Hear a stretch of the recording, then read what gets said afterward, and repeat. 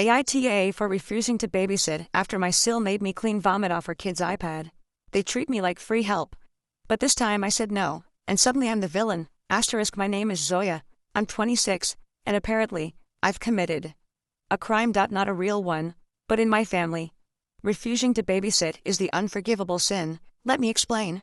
I'm the youngest in the family, the free one, the single one with no kids. So naturally, I'm treated like the default babysitter for my brother and his wife. That my brother's name is Rizwan. He's 32, married to Sarah, my sister-in-law. They have 2 kids, a 5-year-old named Hamza and a toddler named Anaya. Sarah is the kind of mom who treats motherhood like a competition. Organic everything, screen time limits, gentle parenting, which is great, until you realize she expects everyone else to follow her rules while doing all her work.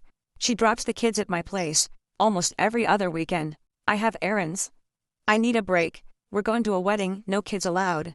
Sometimes she asks, sometimes she just shows up. In me, I say yes, because Rizwan is my brother, because family helps family, because saying no starts fights. But this one weekend changed everything. It was a Sunday. I had just pulled an all-nighter working on a freelance project.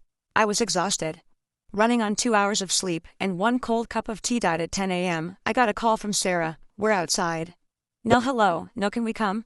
Just a demand. I opened the door and there she was, with both kids, 2 bags and a fake smile. I started to protest. Sarah, I really can't today.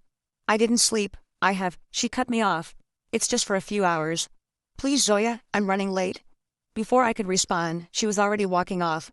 I stood there, in my pajamas, with a screaming toddler and a 5-year-old holding an iPad. 2 hours in, Anaya threw up, all over herself. All over the rug. All over Hamza's iPad. He started crying, screaming, kicking. I tried to calm him down, while cleaning vomit off a screen that wasn't even mine. It was disgusting. The smell made me gag. I had to use a toothbrush to get into the little speaker holes. Hamza wouldn't stop yelling. You're breaking it. You're ruining my iPad. I was sweating, shaking, trying not to cry. I finally sat down and texted. Sarah, Anaya threw up everywhere. I can't do this. Please come get them. She didn't reply. 3 hours later, she walked in with shopping bags and a Starbucks cup. Not a word about the vomit. Not a thank you. Just, you didn't feed them lunch. I stared at her, tired, disgusted, speechless. I said, Sarah, I'm not your maid. Or your nanny. She rolled her eyes. I didn't ask you to clean anything. You could have just left it. That was it. The final straw. I said, next time don't bring them here. I'm done babysitting. Her face changed instantly. From fake calm to real anger. Wow, over one mess? You can't handle 2 kids for a few hours. What will you do when you have your own? I said, I don't know, but they won't be someone else's responsibility. She left without another word. Later that night, Rizwan called me, said Sarah was upset, said I embarrassed her. Said I made her feel like a burden. I told him, then maybe she shouldn't treat me like one. He hung up. Now my parents are involved. My mom says I should apologize. That Sarah is tired. That I'm single. I don't understand, but I'm tired too. Tired of being used. Tired of being expected to drop everything. Tired of having my time, space, and boundaries ignored. Everyone acts like because I don't have a husband or kids, my life doesn't matter. That my time is always available, but here's what they don't see. I work, I freelance. I struggle with anxiety, I barely sleep. I have my own life. Just because I don't scream it, doesn't mean it's not real. So, no, I won't apologize. I won't babysit again, and if that makes me the selfish auntie, then so be it. Because cleaning vomit off an iPad wasn't the worst part. It was the entitlement. The way Sarah expected me to clean it, deal with it. Shut up about it. I didn't lose my cool because of the mess. I lost it because I realized I've been treated like a backup plan for far too long, and I'm done. Done pretending I'm okay with it. Done giving more than I get. Done being the easy one, just because. I don't yell. So. AITA, for refusing to babysit again after being disrespected. After being dumped on without so much as a thank you. My family says yes. But I'm starting to think, maybe this time, I'm finally right. Asterisk, it's been a week since I said. Done. A week since Sarah dumped her kids on me without asking, and I told her straight up, no more. Now? My phone hasn't stopped buzzing. Group chats, missed calls, voice notes. From my brother, my mom, Maya UNTIES. All saying the same thing. She's your sister-in-law. It was just a mistake.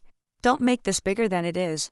Let me tell you what is big. Being exhausted, having no space, getting no thanks, being called selfish for finally saying no. And guess what? Not one person asked me how I was doing, how I felt. They just assumed Zoya will be fine. She always is, but I'm not. I'm tired, burnout, and honestly, hurt. Not because of the iPad, but because I realized I was only ever useful to them as long as I was saying yes. I thought Rizwan would understand. He's my brother. We were close once. He used to protect me, but this time, he called and said, "You could have handled that better. You embarrassed Sarah." She cried all night. I stayed quiet for a second. Then I said, "She made me clean up vomit off a screen. Left me with 2 sick kids. Didn't ask. Didn't say thanks. And I embarrassed her." He said, "You're being dramatic." Click. I ended the call. That night I lay in bed thinking not about Sarah, but about me. Why do I always stay silent?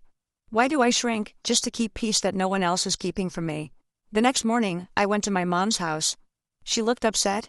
Before she could start, I sat down and said, "We need to talk." She folded her arms. "You didn't have to be so harsh with your Bobby. You made her feel unwanted." I took a deep breath. "Emmy, I didn't invite her. She forced her kids on me. I was tired. I had work. Inaya was sick. And Sarah didn't even text back. Then she mocked me for cleaning the mess." My mom went quiet. I added, "I'm not a mother. But that doesn't mean I don't get tired. Doesn't mean I don't deserve respect." She looked down. Then whispered, "I didn't know all that happened." I nodded, because no one asked me. Everyone just assumed I was wrong for finally saying no. That moment, it mattered. Because, for once, my mom listened. Later that day, I got a text from Sarah. Just one sentence. "I didn't mean to upset you. No sorry. No explanation. No accountability." I didn't reply. I wasn't being petty. I was just done. 2 days later, my cousin Maliha came to visit. She knew nothing about the drama, but when she sat with me, she said, "You look lighter, happier. Did something change?"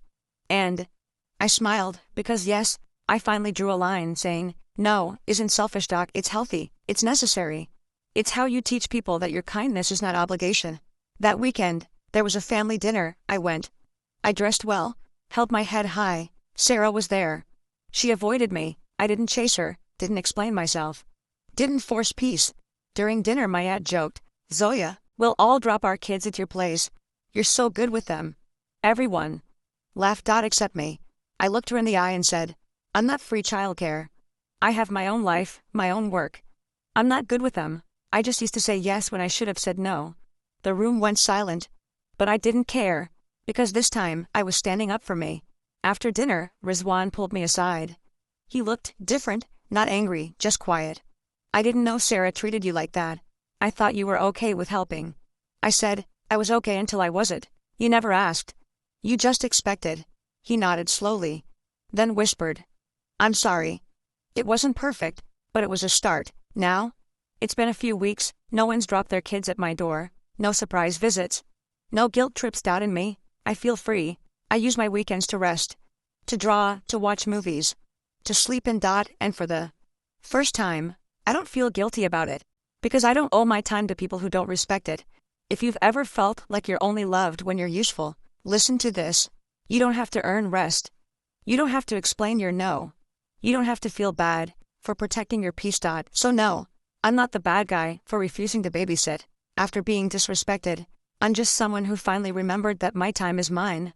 To anyone else who's tired of being walked on, say it with me. No is a complete sentence.